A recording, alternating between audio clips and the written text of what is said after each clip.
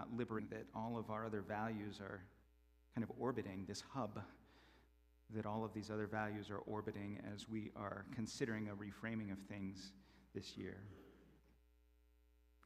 In order to practice liberating love, we have to acknowledge our power. We have to acknowledge that we have the power to set aside our demands and our expectations and our assumptions, and we have the power to listen deeply to another human being. That's within our power. Maybe that doesn't seem like a power thing, but when we feel powerless, which is easier to feel powerless, when we feel powerless and we lean into that, we usually are focused on getting our own needs met. We aren't worried about what another person is saying. If we don't acknowledge our power, we tend to place ourselves in a position of needing other people's care, needing other people to tend to our wants and needs. We're in full-on receiving mode. And don't get me wrong, that's important. It's important for us to receive care from one another. That's part of being in human relationship. But that's not the whole story of who we are. We are not at the core of our beings needy, powerless people.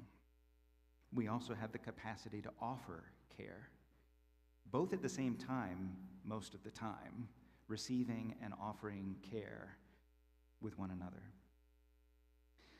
So when we're willing to acknowledge our power and sit down with another human being and listen to their story and not need it to be the same as our story, we have the possibility of building trust and choosing whether we want to practice liberating love in that moment. Because it's not an obligation. Liberating love is not an obligation on us. We might make a commitment to it, but it's not always going to make sense for us to provide what another person wants or needs. But we can't have an active commitment to another person's well-being unless we are willing to listen to their story and trust that they know how to tell us what they want and need. I think that's part of the frustration, at least that I have been experiencing with people in power, is that people in power seem not to wield that power very wisely. People in power that I see a lot of times do not listen to other people's stories. They do not act in love. It seems like they fear that the power that they hold is a scarce resource, and they can't let go of it. They have to protect the power that they have, and that winds up being a disconnection from other human beings, which is kind of the opposite of a liberating love. And it seems to me that the only reason we want to protect power is we don't realize that the people in power have convinced us that power is a scarce resource that needs to be protected. And so we're convinced that we need to protect the power that we have without trying to share. It's a good thing we don't do that around here, hoarding power. That would be awful. But sharing power also doesn't mean that we have to do for another person.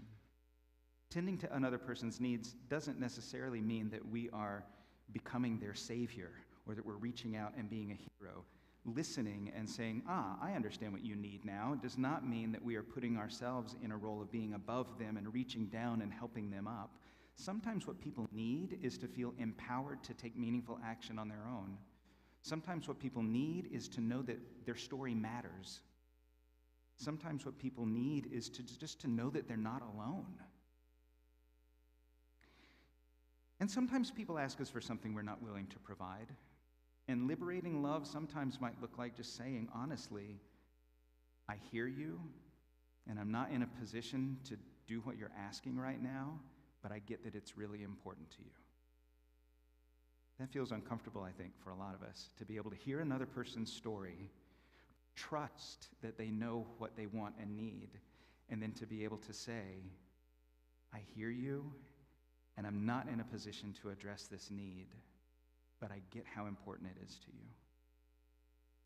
So maybe since that's difficult for us, maybe we would try a little bit. I think I'll just repeat back instead of, I don't know which microphone to grab here, but I'll repeat whatever your responses might be to this. But let's imagine for a moment, because if you're a member here, if this is your first time here, you probably don't feel like you have a lot of power. When you walk in the door to a new place, and there's all these people, and when they stand up and greet each other, it's like they've known each other for 20 years, and you're like, I don't know if I belong here.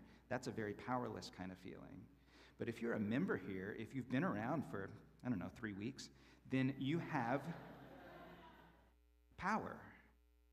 You have power compared to that person walking in for the first time. So imagine that somebody walks in for the first time. They walk in the door and they say, listen, I am really allergic to the color red. I need to be in a place where I'm not going to be exposed to the color red. What is our liberating love response to that person walking in the door from our position of power, being, the people who know everything around here? I'm really allergic to the color red. I need to be in a place where I'm not going to be exposed to red. Yeah? Well, I would want to warn them that there's a lot of red here. Okay, so... Say, I'm sorry, but the carpet's red. Okay. So, just to warn you. We might warn them and say, be prepared, because the carpet in here is red. And so there's going to be some red here. Okay, so they'll be prepared. I would either take my shirt off. Okay, so stripping down may not be an appropriate response. Okay, so you would put your jacket on. Okay, so if we're wearing red, we might feel the need to change our clothes, put a jacket on or something. Yeah? If you had the power to give them the Emerald City glasses, we're going to make the color red look like something different. Here's some spectacles you can wear. Was there another hand somewhere over? Oh, yes. I was just going to say, what do you think I can do to help? What can I do to help with that?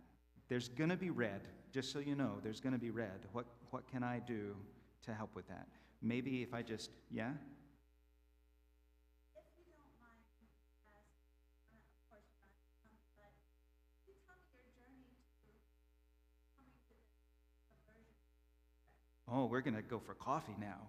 Can you tell me your journey? Can you tell me your journey to coming to this aversion to the color red? What is your story? I'm interested in learning about your story. I'm not going to judge you. I just want to know. What can I do? Yeah, okay. And maybe what I can do is, listen, there's going to be red. Can I just sit next to you? And I'm going to be an anchor for you during this space, because there's going to be red. But I'm not going to shove red in your face. I'm just going to sit next to you. Or if I'm wearing red, maybe I say, you know who's good at being with people when they're allergic to colors in this space is Ray Gonzalez. Let me introduce you to Ray. And Ray can be a good touchstone for you during this time. And maybe we think, what a ridiculous thing. Who's going to walk in the door and say, I'm allergic to red? And we start judging the story right off the bat, right? We're going to judge somebody else's wants and needs. And yet, how many of us have walked into this space and said, you know what? I've had some bad experiences in other places, and I am allergic to the word God. I am allergic to any kind of language that sounds like the religion that I came from. I have some real deep aversion to some kinds of concepts that sound like religion in some kind of tangential way. What would it be like for us to say, it's okay, I'm just going to warn you, there might be a little bit of that, but I'll sit next to you this first Sunday at least, and maybe every Sunday, or I'll introduce you to somebody that's really good at being with people when they're getting a little bit anxious. We're here for you. And I'm not going to tell you you're wrong for having this allergic reaction. I'm going to accept it, and I'm going to listen to it, and maybe if I'm willing, I'll sit and hear your story so that you'll feel understood and heard and welcomed. And when you tell me, I'm not going to say, well, that's a stupid story. I'm going to say, wow, that sounds like a really painful journey, or that sounds like a really wild ride, or whatever my response is that validates that what you've told me is meaningful. So, how do we express liberating love for a community of people then? If we can do it for an individual, if we can practice that and experience that and say, oh, that doesn't seem so hard, how do we do that for a community of people? Because if we decide everyone's story is the same as ours, we might decide that we can effect justice in the world by telling marginalized communities what they need and how they should be doing things, and we can just reach out and make justice happen because we tell people what to do. But everyone's experience is not the same. Everyone's story is not even treated the same. I'm reminded of a story about a male-presenting individual who went to a lawyer and said, listen, I was a part of this community choir when I was younger, and I experienced some sexual abuse in that choir, and I want to know if I have a case to go back now and seek some kind of justice. And the lawyer's response was, absolutely you have a case. For a man to come forward and confess something like this, that's so embarrassing and humiliating. Nobody is going to doubt your story. You've got a great case. What do you think it would be like if a woman came forward and shared that same story? Would the experience be received the same way? Would the story be heard the same way?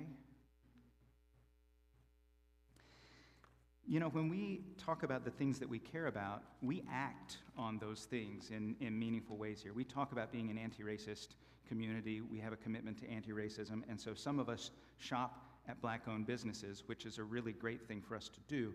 And also, just know that on average, the average small business loan for Black business owners is about 50% less than the national average. So they have fewer resources if their business falls on hard times than other business owners. Black-led nonprofits we give to, and we say, this is a good thing for us to do with our resources. And it is. It's a phenomenal thing for us to do with our financial resources. But Black-led nonprofit organizations have 76% less unrestricted net assets than white-led organizations. And so when we give to them, we may not know that their situation and their reality is different than some other organizations that we might give to. Our giving may need to look different if we want to do the most good and live into our values meaningfully. It may not be an expression of liberating love to insist that all organizations receive support in the same ways. And actions that make us feel good may not be what meets other people's needs the best. They might be. It's great when those two things intersect. But we may need to acknowledge that perceptions of race make a difference in how philanthropists identify leaders and find solutions. Liberating love may not be convenient for us. But we do have power. We don't have power over other people's clothing choices or hairstyles unless you're living in a house with younger people and you get to decide what they wear and how they do their hair. Some of that happens. But adults do not really have power over other people's personal choices as much as we would like power over other people's personal choices. But where do you have power? And where are you leaning into feeling powerless and not doing the things that you could do? I know some people don't like hearing this. I've kind of skirted around it. Let me be really, really explicit. If you are white and male presenting, you walk around this country with power. I know you didn't ask for it, but it is just a reality. And I know that that has felt like more of a burden in recent years, and it feels to some people like there's a different level of persecution. And I get that, because it's not something that people who are alive today chose. It's just a fact that our systems were created for the benefit of white male landowners. And so if any of us are walking around the world looking like the people that the system was designed for, we just have power. It's a matter of what we do with it that we need to decide. Because people perceive folks in dominant groups as having power, and they need to know from the people in the dominant group that their story matters. If I'm not in a dominant group, I need to know that you care about my story. I need to know that my story matters and that I'm going to be taken seriously. I need to know that I matter in our systems and in our communities. Because people in marginalized groups have different stories than people in dominant groups a lot of the time. And their stories are often ignored or dismissed or critiqued. So it isn't always safe to feel like we share our stories with one another. But that doesn't mean that people in dominant groups are less worthy, that they matter less, or that they should feel ashamed of their identities or have to compensate somehow. It means that our stories just aren't all the same. And people in dominant groups have power that we don't always wield wisely. part of that power is our ability to express liberating love, to have an active commitment to the well-being of other people, to practice that platinum rule, to do unto others as they would have done unto them, which means listening and trusting and figuring out what they think they need instead of deciding for them. As human beings, we often don't recognize the power that we have, and when we do, we often don't wield it wisely, but maybe the secret to wielding it wisely is recognizing the true secret of liberation, which is why we talk about liberating love. Liberation isn't about any special group. It isn't about competition for who gets liberated and who doesn't. Liberation is about all of us or none of us. If there is any oppression, then there are people benefiting from that oppression. And if we're in a position of benefiting from oppression, we are no more liberated than the oppressed. There's no liberation equation that oppresses anyone. Even though welcoming other people into a circle that has felt kind of special and elite feels like we're giving something up. From some people's perspectives, I get that. I understand.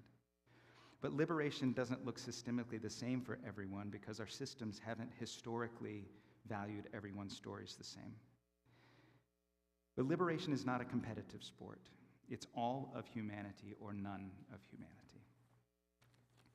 And so, what can we do about that? This week, maybe, or sometime later on after this percolates a little bit, you'll be willing to think about where you have power. Where is it that you have power, and how are you wielding that power? Where are you showing up feeling powerless and expecting that other people are just going to tend to your wants and needs? And is there a way for you to exercise some power in that relationship too and still get your wants and needs met? But is there a way for you to express your power in that situation as well? What legitimate power do you have, and how can you wield it wisely? And one of the ways that we wield power is to check in with, how am I listening to other people's stories? Am I letting other people tell me what their definition of liberating love is? Am I willing to hear other people's definition even when it doesn't match my own, and accept it? It's something that all of us have the power to do for one another if we choose to do so. May we be so bold. I invite you to rise in body or spirit as we sing together. We are building a new way. It's hymn number 1017 in the teal hymnal. And we're going to sing all the verses that are there, and then we're going to go back and sing the first verse again.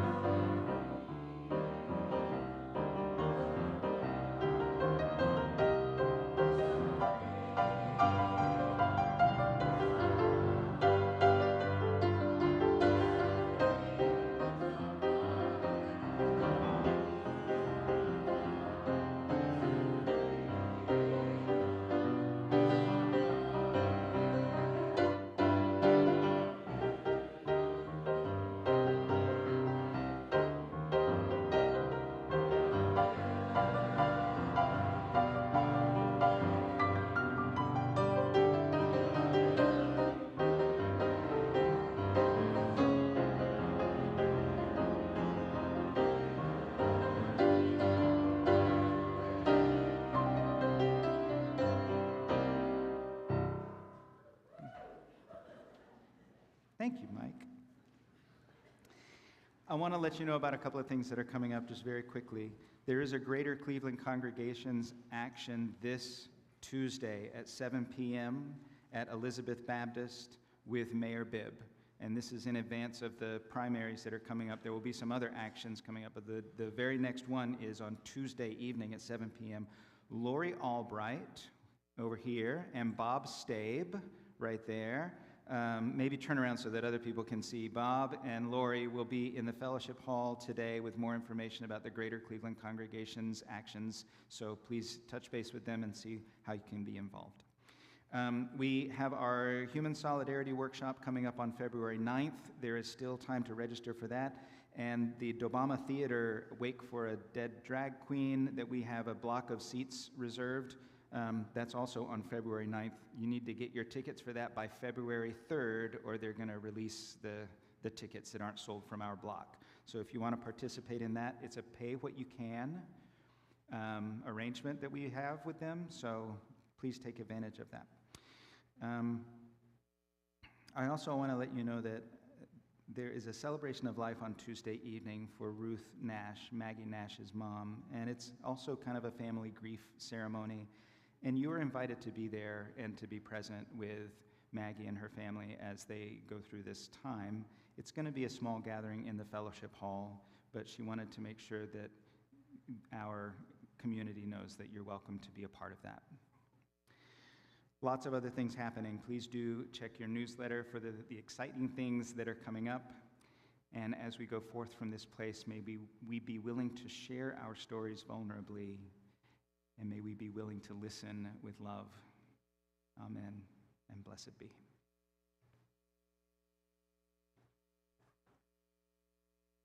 Please join me in extinguishing the chalice with the words found on the back of the yellow card in the pew rack in front of you.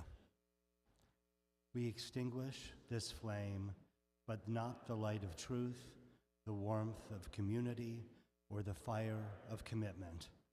These we carry in our hearts until we are together again.